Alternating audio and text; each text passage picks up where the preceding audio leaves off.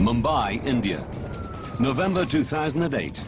The world watches on as a fire rages at the city's most famous landmark, the luxury Taj Mahal Hotel.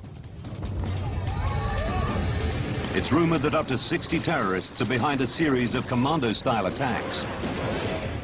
59 hours after the attacks began, 166 innocent people are dead. The whole world wants to know who did this and why, and how such an attack could be perpetrated right under the noses of security forces.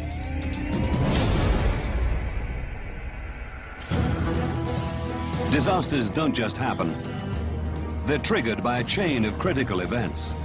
Unravel the clues and count down those final seconds from disaster.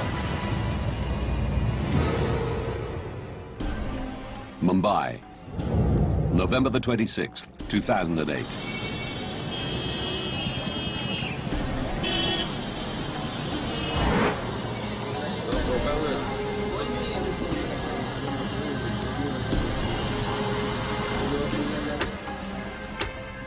The Trident Oberoi Hotel.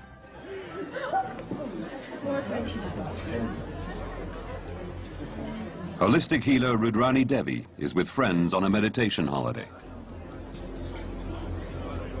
It had been such an exciting day. And we were talking about what we were going to do the next day. So I was going to do all my Christmas shopping, and I had all these gifts, and I was going to do it all in one day. I had it all planned.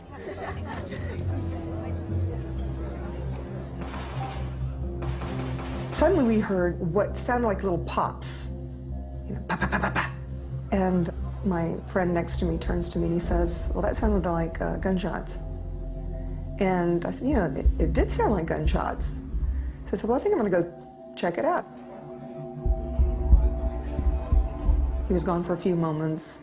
We resumed to talking about the day, and then he shows up, sits down, doesn't seem concerned.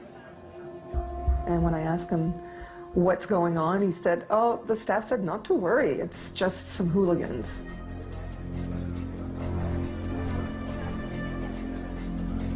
"30 seconds later.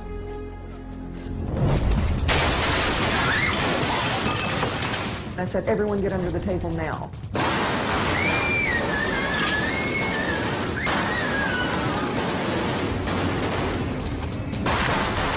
I actually felt the man standing on my yoga pant leg.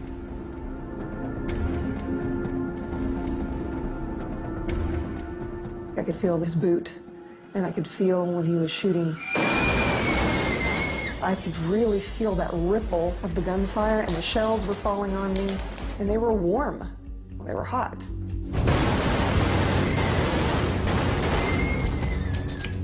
He stood there for a moment. It felt like an eternity. It felt like somebody pinched my arm in half. And then I just kind of felt a throbbing. And what had happened is it literally had taken my tricep right out of my arm.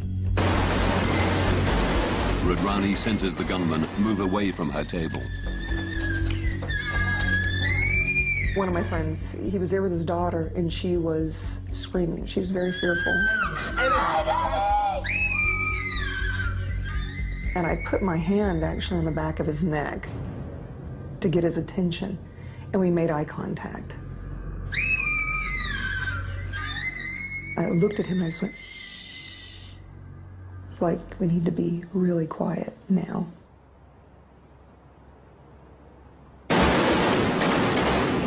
Within seconds, I felt something really shake my arm, and I knew that he'd been hit. I knew it.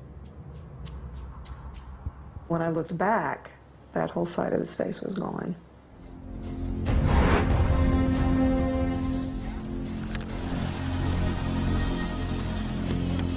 Ten minutes on from the first attack, two men exit a taxi and enter the Café Leopold, a popular hangout with Western tourists.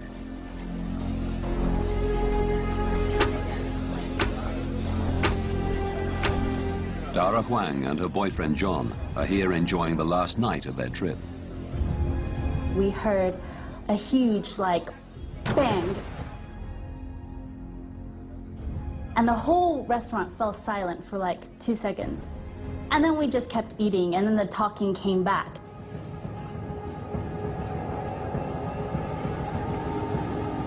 A few seconds after that, we heard consecutive shots just ring through the restaurant. My instincts were just to get up and run. John actually threw me on the floor. There's a momentary break in the gunfire. And I just thought, if I don't get out of here, I'm gonna die.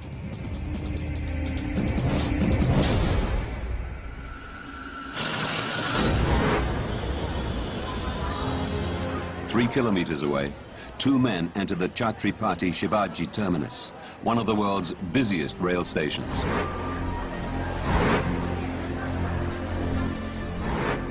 Back at the Trident Oberoi Hotel, Rudrani Devi's friend and his daughter lie dead. Believing the gunmen have left the restaurant, Rudrani sees her chance to escape.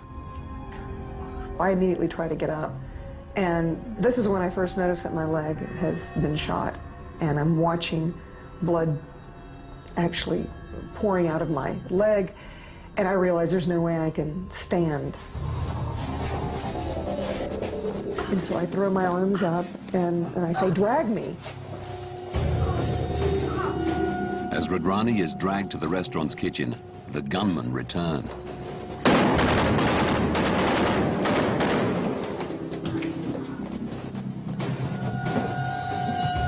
They started firing at the door. Shortly after that, something went flying through the service window, and I knew it was a grenade.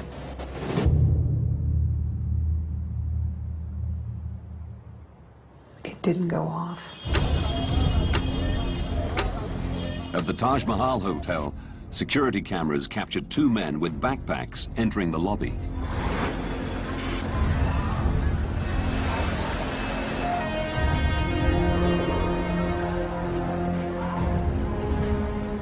While at the Chhatrapati Shivaji terminus, Laxman Hundakari waits to return home after signing up for police training.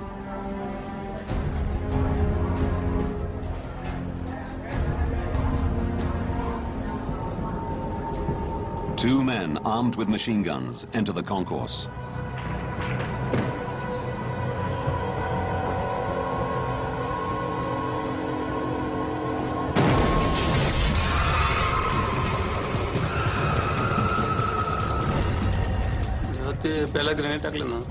When the first grenade exploded, people started running away. They opened fire on everyone. People were getting hit by bullets and desperately trying to get out.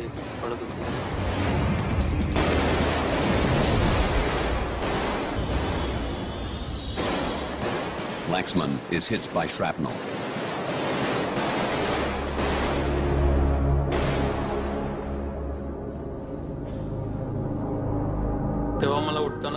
I realized the bone in my leg was completely fractured. I wanted to get away, but because my leg was broken, I couldn't.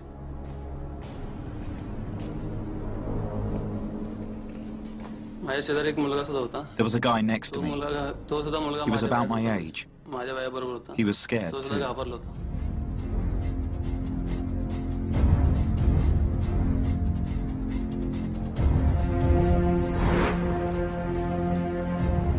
At the Taj Mahal Hotel, the two men with backpacks are scanning the premises.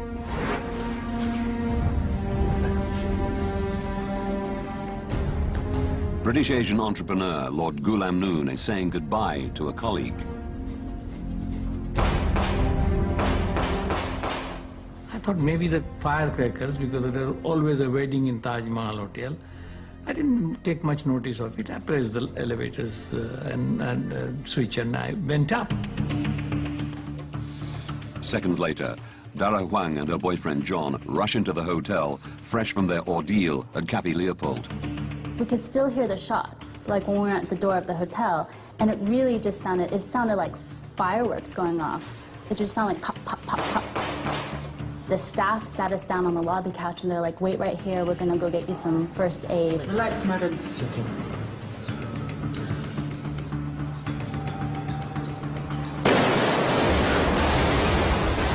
we heard the same shots again.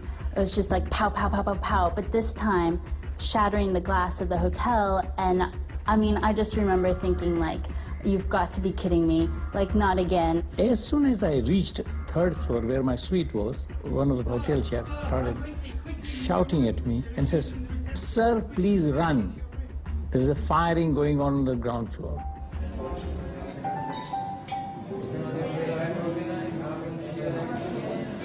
Dara Huang runs into one of the hotel's restaurants.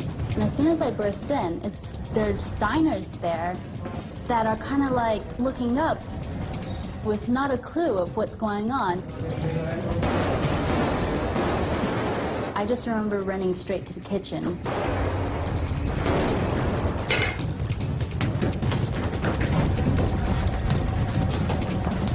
Then I hit a dead end. And I think that's when I started crying, because you feel like once you hit a dead end, you just feel like you're dead, and that's the end.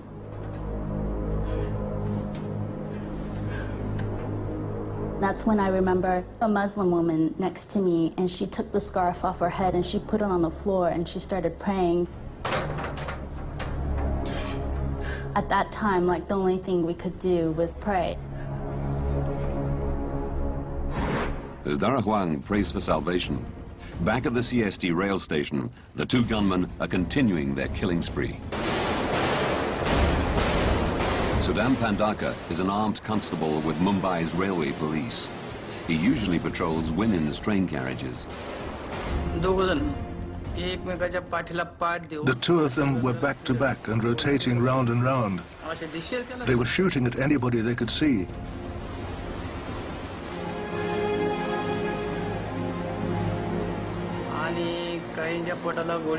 Because some were shot in the stomach, to save their own lives, they were holding their stomachs and desperately trying to get away from the concourse.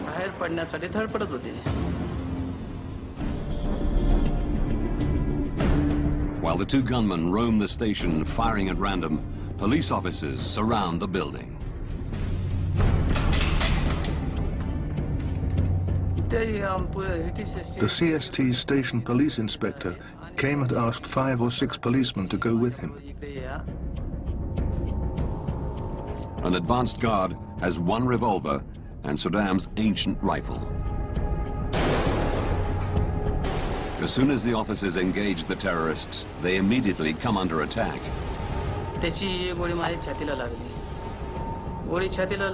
His bullet hit my chest, and I collapsed. Then behind me, the inspector and constable were hit by rapid fire. They also collapsed. Because of the blood loss, they died on the spot.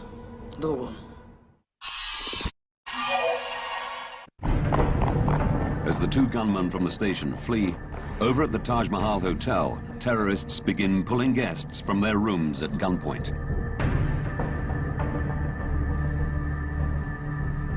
At 11 p.m., 1 hour and 40 minutes after the first terror attack, 2 car bombs explode in different parts of the city. There are 3 sieges going on: at the Trident Oberoi Hotel, at a Jewish study center, Nariman House, and at the Taj Mahal Hotel.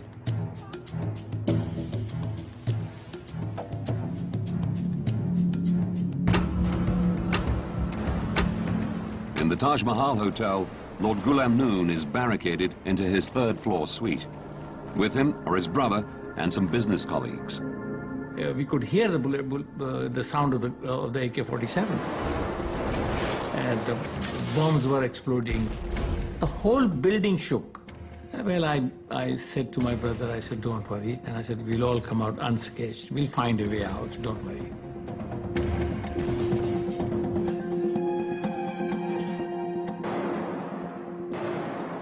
And we saw 2 boys were actually going up and down.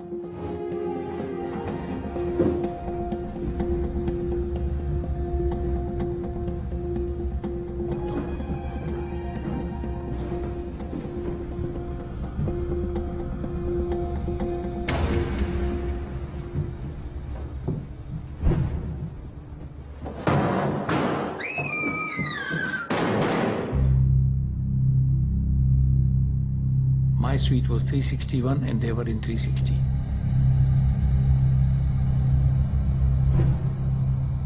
Just one wall between us.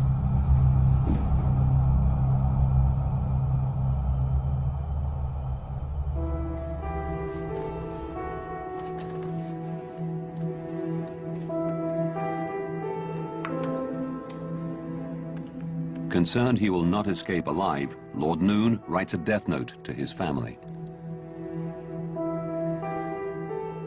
At one point of time, I went to the bathroom and took 2 shower caps and wrapped it up and kept it in my hip pocket, hoping against hope that if I'm shot, at least the blood will not reach there, it will survive.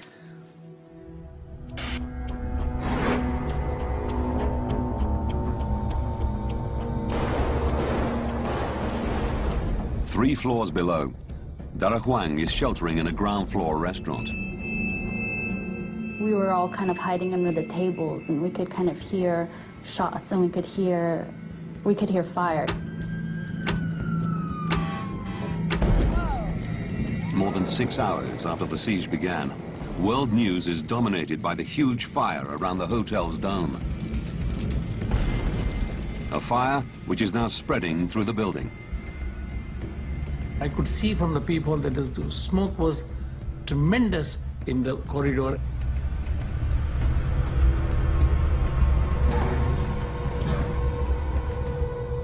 Then the smoke started coming in. It was frightening.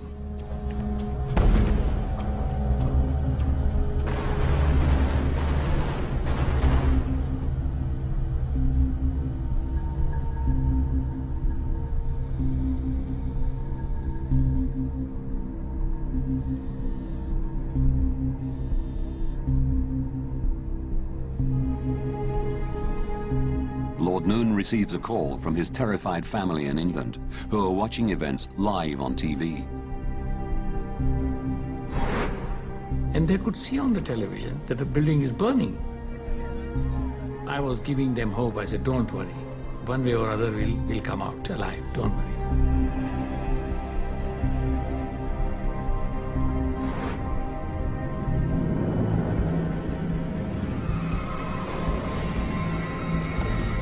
Dara Huang has been in the hotel restaurant for nearly 6 hours. Her fellow guests searched the internet for news reports. We started to look at the news to see what was going on. I remember one of the things said that they're going around bombing each restaurant, so we thought, you know, well, we're sitting ducks. This man let me borrow his phone so that I could call my parents and actually say goodbye to them. Because I honestly thought I was going to die that night.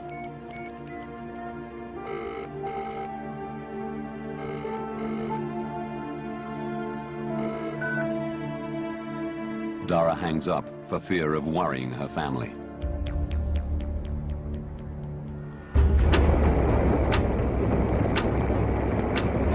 We could see from our balcony that the bodies were coming out, police were going on. So it was a horrific scenario. So we waved out. And one fire officer actually saw us. And we said, come up. During a break in the shooting, the fire brigade raised a platform to the 3rd floor to rescue Lord Noon and his guests. As we came down, the firing started in our direction. And we could see the bullets around us. And we just ran. And that was our most lucky escape.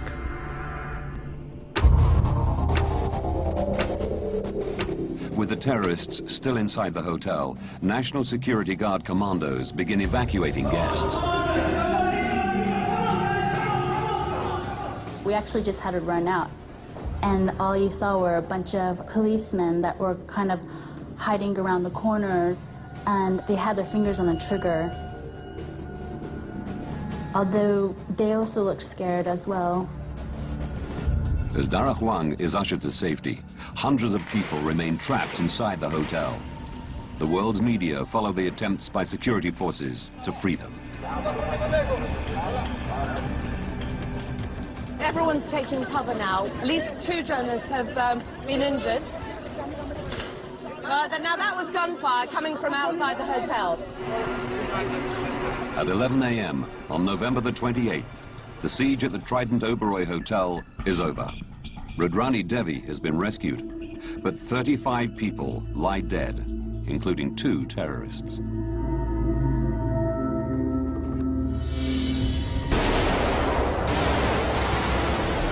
Later that day, 2 gunmen at the Jewish center, Nariman House, are also killed by NSG commandos. It's the following day before the siege at the Taj Mahal Hotel is finally over.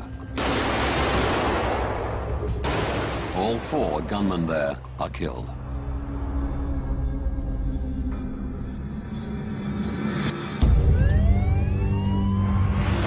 The multiple attacks have lasted nearly 60 hours.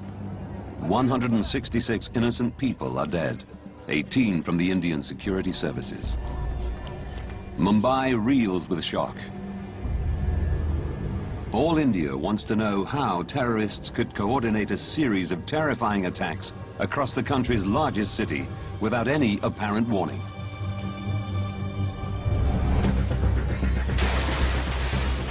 Now, by rewinding the events leading up to November the 26th, 2008, and going deep into the official investigation, we can reveal what lay behind the siege that gripped the world for 3 days, and how crucial warnings were ignored.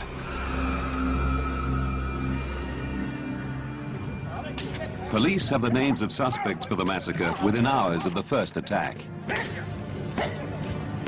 At 1:30 a.m. on November the 27th, 2 gunmen are shot at a roadblock.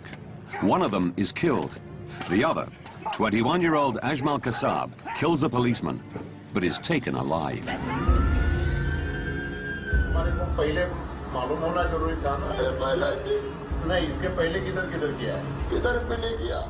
3 sieges are still going on as Kasab confesses to being a member of the Pakistani Islamic terrorist group Lashkar-e-Taiba. The group behind a series of train bombs in Mumbai in July 2006, which killed more than 200 Indian commuters. Kasab then names 9 fellow terrorists engaged in his ruthless mission.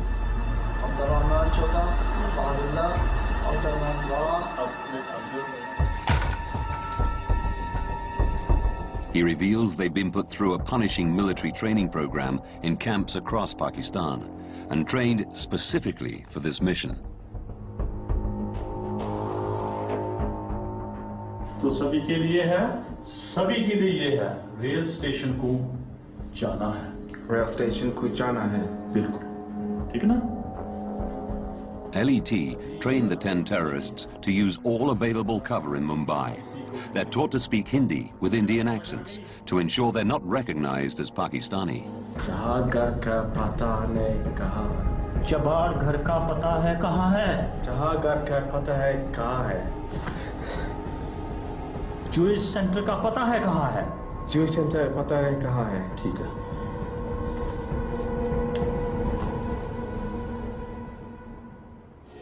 Kasab reveals that he and his fellow operatives arrived in India from Pakistan by sea via a hijacked Indian fishing trawler. With hundreds of kilometers of undefended shoreline around Mumbai and hundreds of fishing boats plying the waters, the terrorists know there's little chance of being intercepted by security services.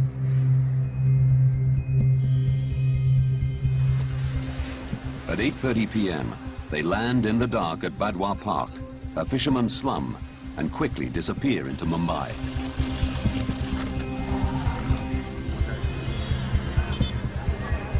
Either on foot or by taxi, all the terrorists reach their targets unimpeded. Then, with the benefit of total surprise, carry out their plan.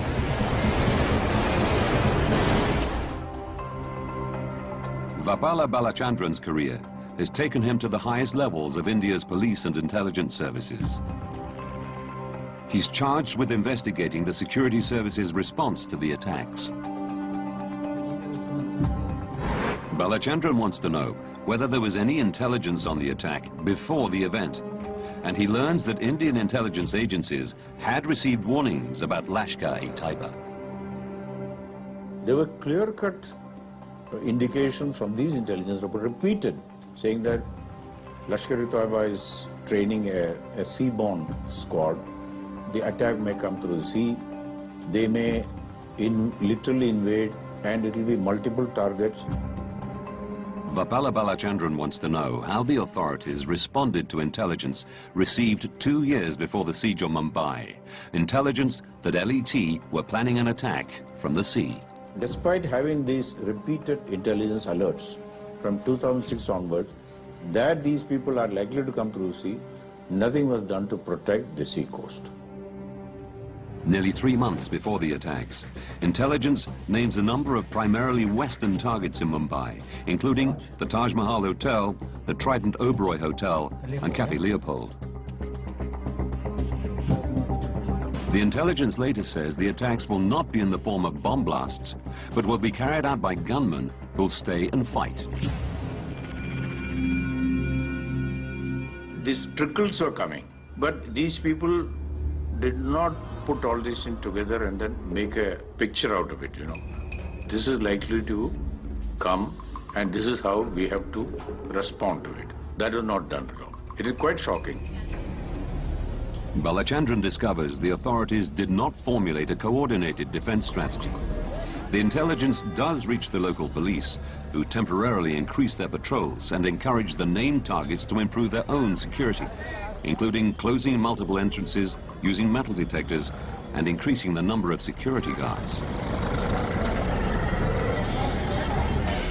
Security is stepped up at the hotels, but it's incompatible with the day-to-day operations of a luxury establishment. Just 1 week before the attacks, extra security is removed. There was a view at that time that the hospitality industry and the security clash. So they tried to minimize the security. At 9:20 p.m. on November the 26th, 2 terrorists approached the Trident Oberoi Hotel. They opened fire with machine guns, blasting the glass entrance doors and gaining access to the lobby.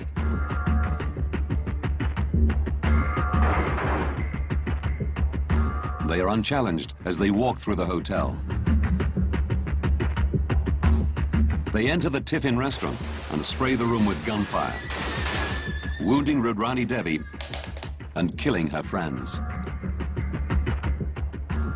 The chief security man, he did remarkable work, but he couldn't cope with the situation. Around 20 minutes later, at the Taj Mahal Hotel, witnesses report the first 2 terrorists to get there are disguised as backpackers and presumed to be guests. It's at this moment that Lord Noon returns to his room and Ara Wang runs in after fleeing the carnage at Cafe Leopold, where 11 people died and 28 were wounded. The 2 men take their guns from their rucksacks and then start firing indiscriminately.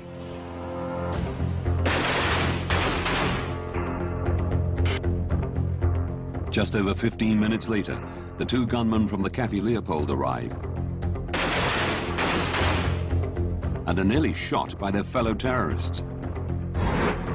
It's the first time a city has been hit with a multiple commando-style suicide attack.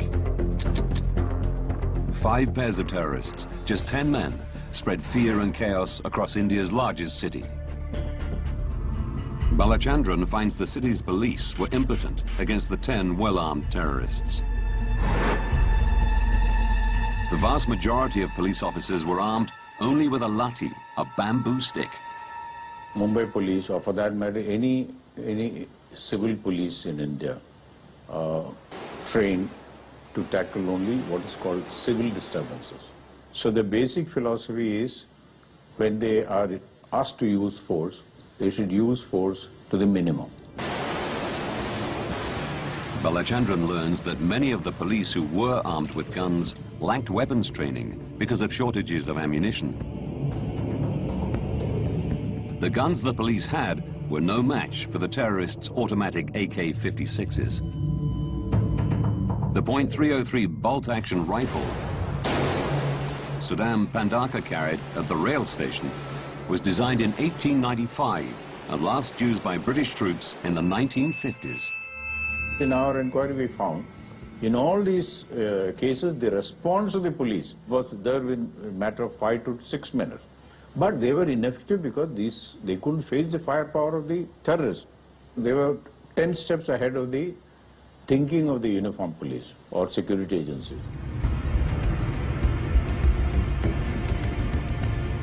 To give the impression there were more terror teams operating across the city, the terrorists have planted bombs in the taxis they took to reach their targets. When these timed devices explode in different parts of the city, police control centers are bombarded with calls. Then the rumors started going. So about 60 terrorists have come, they invaded the city. The police control room had no idea that these taxis were all timed devices. They thought that they were also attacked. With police overrun and the authorities slow to realize that the scattered attacks are coordinated, it's 90 minutes after the first shots are fired before a call is made to the National Security Guard, a crack team of commandos trained in anti-terrorism operations. 200 commandos are authorized to assist. Unfortunately, there is only one NSG base, and it's nearly 1,400 kilometers away in Massacre.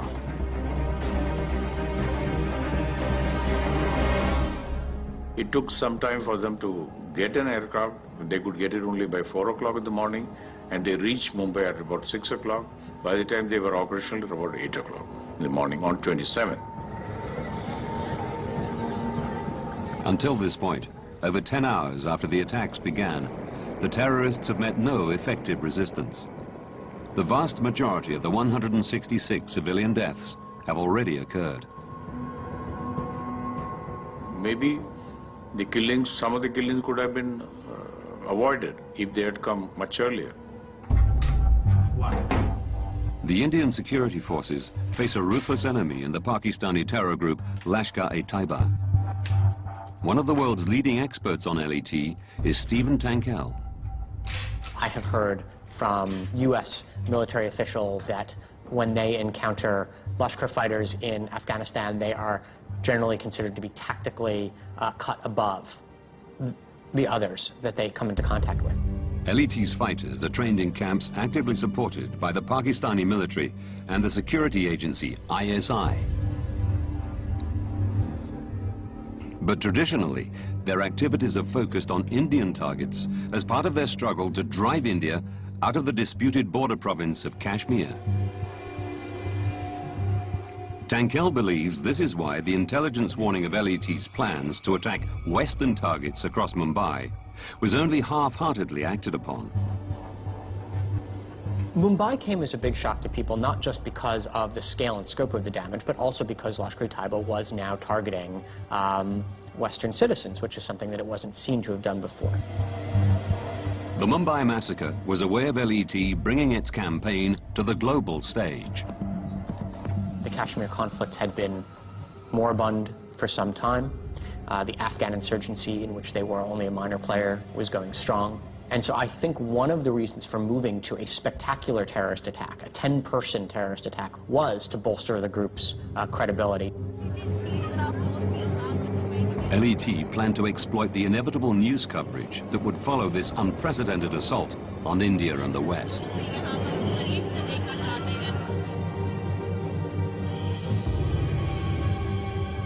The citywide attacks were designed to endure. The 10 terrorists were specifically schooled in siege warfare. They talk about having had to endure training that entailed staying awake and active for multiple days. They were sent with,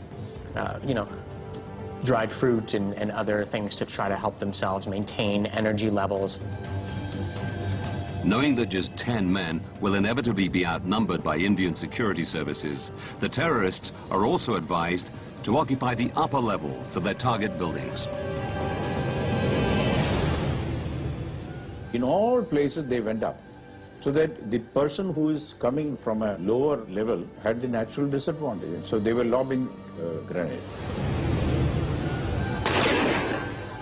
But even with the terrorists' superior training, Mumbai's police are surprised the gunmen managed to keep the 3 sieges going for as long as they do at Nariman House, the Trident Oberoi Hotel, and the Taj Mahal Hotel. With Lashkar-e-Taiba's murderous track record, India's intelligence agencies have devoted considerable resources to uncovering and tracking their activities.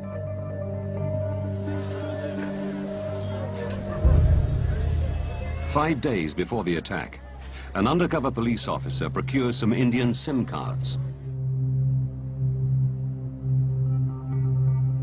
The officer then records the SIM numbers before giving the cards to an LET operative. Some of these SIM cards make their way into phones carried by the Mumbai terrorists. But, possibly aware of the potential of having calls intercepted, the terrorists don't use their phones until they reach their targets. With the SIM cards active, at 1:26 a.m., Indian intelligence officers listen in to their calls. It's too late to prevent the attacks, but what the officers hear surprises them.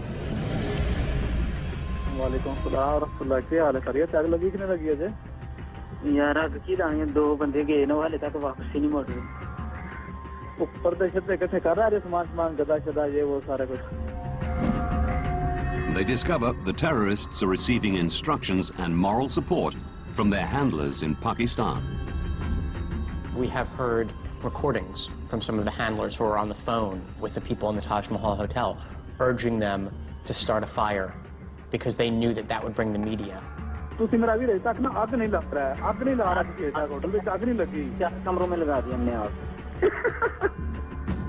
It captivated the world, you know, and Lashkar-e-Taiba knew that it would do that.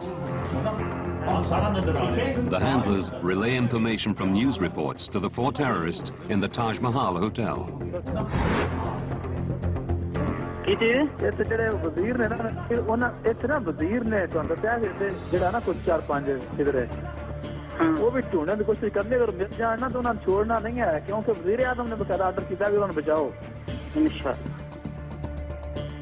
was a very interesting situation which Indian police have never experienced before. Balachandran learns the police could do nothing to shut down this line of communication. Mumbai police, their communication is the wireless. Everybody has a walkie-talkie, the vehicle will have wireless set and all. Because of the unusual number of communication, that completely got jammed. So what the officers were doing is that each one was using his own cell phone. A personal cell was being used for all communication. If they had jammed or completely neutralized the whole thing, the police network would have been completely jammed. You know, they would not have been able to communicate at all. The handlers were controlling their operatives remotely from Pakistan. But it's clear the terrorists enjoyed another advantage: inside knowledge. Balachandran wants to know who provided that knowledge. Otherwise, India could be open to further attack. Pakistanis are not allowed to travel freely in India, and previous LET operations that used Indian operatives for reconnaissance prior to attacks ended with little success. The authorities are baffled. Then, 10 months after the attack, they get a lucky break in America. In Chicago, nearly 13,000 kilometers from Mumbai, US citizen David Headley is arrested on suspicion of terrorist activity in Europe. So what documents were you producing there in Mumbai? But as he's questioned by the FBI, he confesses to helping plan the Mumbai attacks. David Headley is a fascinating individual. He's not a typical young jihadist. Tankel learns Headley is, in fact, half Pakistani. He was born Dawood Gilani in Washington, D.C. in 1960. He changed his name to disguise his ethnicity. He's born to a Pakistani father and an American mother. He grows up in Pakistan until he's in his late teens, at which point his mother brings him to America. He never really quite fits in here. He returned to Pakistan in 2005 and joined LET.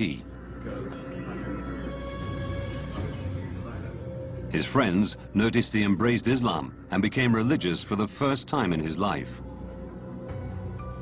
One would assume that Lashkar-e-Taiba is very pleased to have somebody like David Headley. Having a Pakistani-American operative who has an American passport and speaks multiple languages and can travel quite freely and pass himself off as a businessman, I mean, these things are all very valuable. David Headley confesses to making 5 trips to Mumbai in the 2 years before the attacks. He rents a flat and office space and begins his surveillance. He stays at the Taj Mahal Hotel, and he joins sightseeing boat tours around Mumbai's harbour to find suitable landing sites. After each trip, he goes to Pakistan to hand his information to LET. David Headley was a key piece of the Mumbai attacks. His surveillance that he provided made an enormous difference in terms of the terrorists' ability to execute, after they landed. Headley strikes a deal with US prosecutors.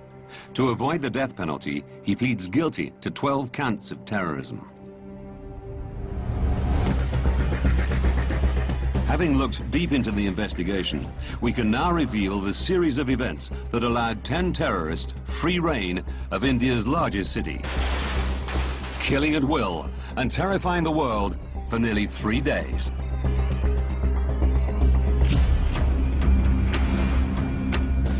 Three years to disaster.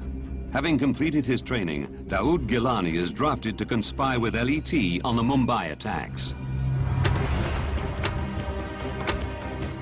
2 years to disaster. He changes his name to David Headley, opens a branch of a friend's immigration business in Mumbai, and begins his surveillance. Around this time, Indian authorities get their first intelligence that LET are planning to target Mumbai by sea. 11 months to disaster. Ajmal Kasab joins LET for weapons training. 3 months to disaster. Indian authorities receive intelligence saying the Taj Mahal Hotel, the Trident Oberoi Hotel, and Cafe Leopold would be attacked. But the authorities failed to devise an effective defense. 3 days to disaster. Kasab and 9 other terrorists have left Karachi, Pakistan. They hijack a fishing trawler, killing 4 fishermen. 1 hour to disaster. The 10 terrorists land at a fisherman's wharf near their targets in central Mumbai. At 9:20 p.m., terrorists stage the first of their lethal attacks. Over the course of 3 days, they target Cafe Leopold and the city's main rail station, and lay siege to Nariman House and 2 luxury hotels, the Trident Oberoi and the Taj Mahal. 59 hours after the attacks began, 166 civilians are dead and 235 wounded. The whole world has watched in disbelief at this unprecedented terrorist attack. They spread terror and panic, not just throughout Mumbai, but also, cities around the world. Specifically, coastal cities and littoral states, began considering, could this happen to us? Surviving terrorist Ajmal Kasab was tried and found guilty on 86 counts, including waging war on India, and was sentenced to death.